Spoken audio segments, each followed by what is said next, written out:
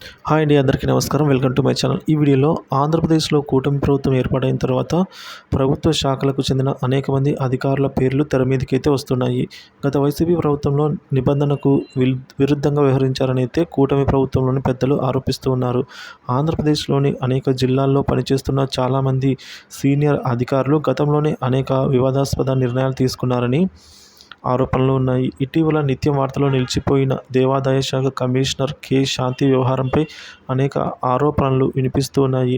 ఉమ్మడి విశాఖలోని దేవాదాయ శాఖలో అనేక అవకతవకలు జరిగాయని, ప్రభుత్వ నియామకాలను దేవాదాయ శాఖ కమిషనర్ శాంతి గారు చూసి చూడనట్టు వ్యవహరించారని పై అధికారుల విచారణలో అయితే వెలుగు చూసిందండి. దేవాదాయ శాఖకు చెందిన అనేక షాపులకు వేలం వేయకుండానే అప్పటి వైసీపీ ప్రభుత్వంలో కొందరు పెద్దలు సూచించిన వ్యక్తులకే దుకాణాలు కట్టబెట్టారని మహిళా అధికారిని శాంతి అయితే ఆరోపణలు ఎదుర్కొంటూ ఉన్నారు.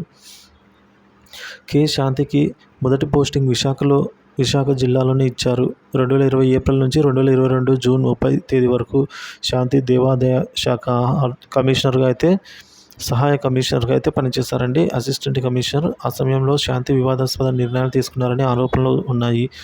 ఇక అసిస్టెంట్ కమిషనర్గా ఉన్న శాంతి ఆమె హోదాను మర్చిపోయి ఉప కమిషనర్ పుష్పవర్ధన్పై అయితే దురుసుగా ప్రవర్తించారని, ఆయన మీద ఇసుక జల్లారని ఆరోపణలు ఉన్నాయి. గతంలో ఎర్నిమాంబ ఆలయం హుండీల లెక్కింపు వ్యవహారంలో అప్పటి ఇన్స్పెక్టర్ శ్రీనివాసరాజు అనేక అవకతవకలకు పాల్పడ్డారని తీవ్రస్థాయిలో ఆరోపణలు ఉన్నాయి. తర్వాత అలాంటి ఆరోపణలు ఎదుర్కొంటున్న ఇన్స్పెక్టర్ శ్రీనివాసరాజును అశ్లీల్ మెట్ సంపత్ వినాయక్ నగర్ ఆలయంలో హుండీ ఆదాయం లెక్కింపు విధులను అప్పగించిన దేవాదాయ శాఖ కమిషనర్ శాంతి వివాదాలకు కారణమయ్యారు.